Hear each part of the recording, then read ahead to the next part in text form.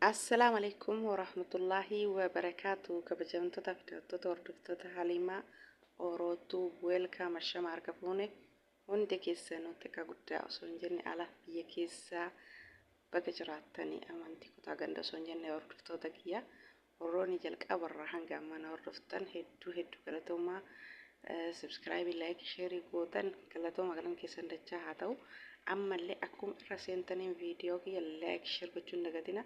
Warroonni yeroo taatanillee weelkaam baga gama YouTube chaanala kiyya nagaan dhuftan isiniin jedha. YouTube chaanala kiyyaaf maatiin haa ta'a. Gara YouTube chaanala kiyyaa dhuftan isin simadhe isiniin jedha. Egaa hordoftoota kiyya viidiyoon kiyya kaarraa wanta nullee fayyadu jechuudha. Maaliif nama tokko fakkeenya irraa fudhannaa jechuudha. Yoo waa baranne yoo waan biraa illee dadhabne Quraana Rabbii mana namaa kana keessa dalagataa Quraana keenya barachuun dirqama keenya nama muslima ta'e irratti jechuudha. Quraana barachuun nuuf faayidaa guddaa nuuf qaba. Faayidaa duniyaa akiraa nuuf qaba jechuudha. Quraana ilmi Rabbii beekuun waa hunda caala. Lammaffaa gaafa guyyaa qiyaamaa Quraan ragaa namaaf baya jechuudha, nama qara'ee jechuudha. Ani mana namaa jiraadha qara'uu hin danda'u. Ani mana namaa jira barachuu hin danda'u jenneetiniin yeroo kenna TikTok Facebook irratti laayivii garaagaraa irratti fixuu osoo hin taane sa'a takkallee taatu keessumayyuu nuti namni biyya namaa jiru jechuudha. Nuyi mana namaa kushiinaa keessa jiru sa'a takkallee qabaannu yeroo dalagaa keenya dalagataa dalagaa namaa nu dhiisu jechuudha. Dalagaa dhiisati baradhaa miti dirqama dalagaa namaa ni dalagama. Akkuma san sa'a takka qabaanne sa'a walakkaa qabaanne yeroo sa'a argannee bilbila keenya ilaallu san barnoota keenya barannee gizee keenya saamannee bareeda. Maaliif obboleettiin teenya tuni maqaan isii miidiyaa isii TikTok isii Zuuzuu jedhamti.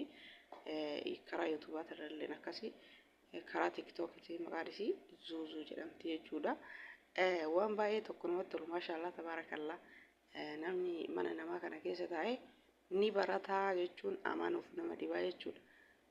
Yeroo qabutti yeroo kiyya yeroo argadhe sanitti sa'a takkallee taatu sa'a walakkallee taatu barnoota kiyya barachaa har'a maashaallah mana namaa keessa akkuma keenya dalagataa yeroo hedduu keessumaa namni galee akkuma kiyya kana jechuun namni qaamaa qabu warri xarrabaa jala jiru galee yeroo hedduu araba tokko biratti nama deebi'u jechuudha. Marraa lama marraa sadi galee ka deebi'u jechuudha. Kuwwan illee namni warra gaarii warra amala gaarii qabu warra mindaa namaa ji'aan namaa kafalu warra jechuun waa hundaanuu warra arabni takka hin jirti ani araba hundaa miti jechuudha. Mindaa namaa ji'aan namaa kennitu kan namummaa nama kabaju jechuudha. Nama akkasiisan namni illee kontiraata ofii gaafa fixee waggaa lama galeetiniin bira deebi'a jechuudha. Nama gaarii eega ta'e wanni achii galanii gara biraa baasanii deemaniif hin jiru.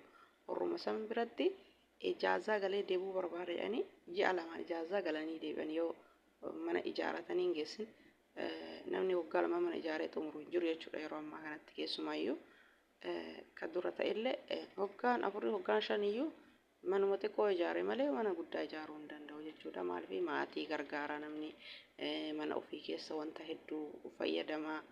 Kanaafuu namni kana hojiin itti jiru waggaa lamatti mana ijaaruu hin danda'u.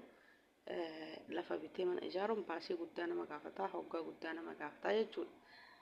Akkasii egaa hordoftoota kiyyaa dhiifama jiddumaan azaanni bahee Allahu akbar. Akkasii waa'ee Zuuzuutu irraa viidiyoo haasa'e. Zuuzuun maashaallah ani akkuma keenya mana namaa keessa teettee osuma dalaydu barumsa isii baratte hojii rifeensa tokkosuu fi meekaappii dalaguu ani biyya kana keessatti baratte jechuudha. Osoo nama daamii dalaydu akkuma keenya amma hojii san barumsa san baratte hojii tokko jechuudha. Awwaala barumsa nama barbaachisa namni qaamaa qabu jechuudha. Barumsa fudhatanii namni hunduu hojii garaagaraa qaba jechuudha. Akkuma hojii garaagaraa qabu sanitti awwaala barumsa fudhatee karaa seeratiin mana san wanta dalaguu barbaadu san dhuunfaa isaatti banatee dalaguu danda'a jechuudha. Mana madaamii keessaa bahee jechuudha.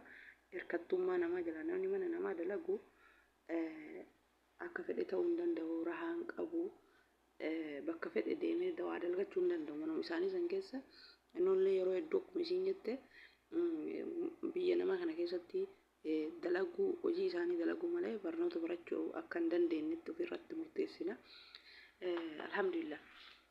Barnoota birallee barnoota hojiillee yoo barachuu baanne quraana keenya namoonni irra caalan isaa barataa jiran jechuudha. Namoota muraasa kan bakka hin taanetti yeroo isaa gubuu jechuudha.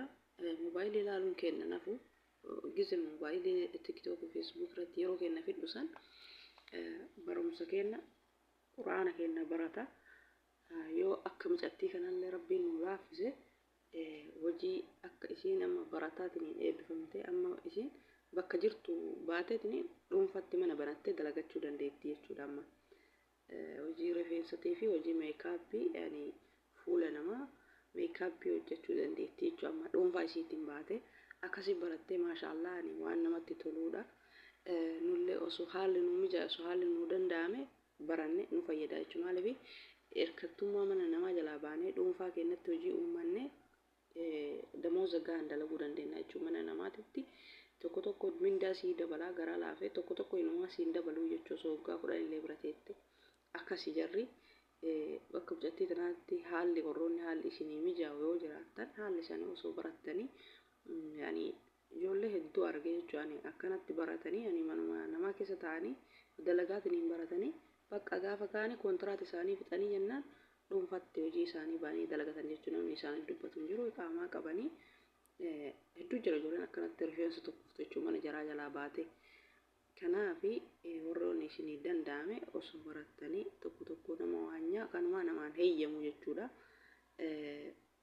Dalagaa isaanii kana dalagaa barnoota baratu namaan heeyyamu. Isin lamaan quraana keessan baradhaa. Quraana keessan hin dhiisina yoo waan biraallee barachuu dadhabdan quraana keessa yeroo sa'aatii walakkallee taatu sa'aatii gimmaashallee taatu yeroo argattan sanitti yeroo keessan quraana baradhaa. Quraanni rabbii waa hedduu nu fayyada. Wajjin isaanii bicha dalaganii laayivii garagaraa waree garagaraa irratti gizee fixuu osoo hin taane gizee keenyatti biyyaansa daqiiqaa 5 bu'aan ala lafatti akka hin banne yeroo keenyatti fayyadamne akka isii kanatti illee warra nagaa bira namoonni jirtan haalli yoo isin mijaa'e barattanii fakkeenya guddaa barumsa guddaa irraa fudhannaa jechuudha. Micattii tana yoo haalli nu mijaa'e nullee baranne hirkattummaa namaa jalaa namni hunduu ba'uu barbaada jechuudha. Namni hirkattummaa namaa jala taa'ee akka fedhe ta'uu hin danda'u.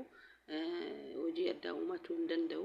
Akka fedhe yoo jedhan akka ijaazaa san baanii akka argan ta'uu osoo hin taane gadi baanii dalagaa gaa tokko dalagachuu gizee fe'an gara biyya ofii galanii fedhuma ofiitiin jechuudha. Barbaadan ji'a 5 barbaadan hoggaan galanii maatii ofii ilaalanii deebi'anii dalagachuu danda'anii jechuudha. Waan akkasiisaniif jedhaan ijaazaa baanii akka fedhan ta'uu akkasittiin fudhatina jechuudha. Biyya suni tokkoffaa dalagaa ofillee dhaabu maqaa ofillee balleessu jechuudha. Wanni ijaazaa baanii akka argan taasisu kanaa miti kan jiru.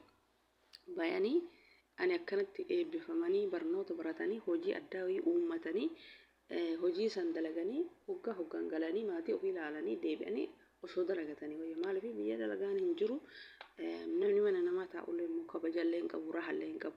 Namni mana ofii dhuunfatti yani mana kireeffatee hojii tokko qabate immoo gizee fedhe dalagee gizee fedhe rafee gizee fedhe kaa dalagaa ofii dalagata. Akkuma san mindaa gahaan dalagatallee jechuudha. Namni mana dhuunfaa ofiitti adda barate banatee waa dalagatee waa barate waa barachuun immoo nama fayyada.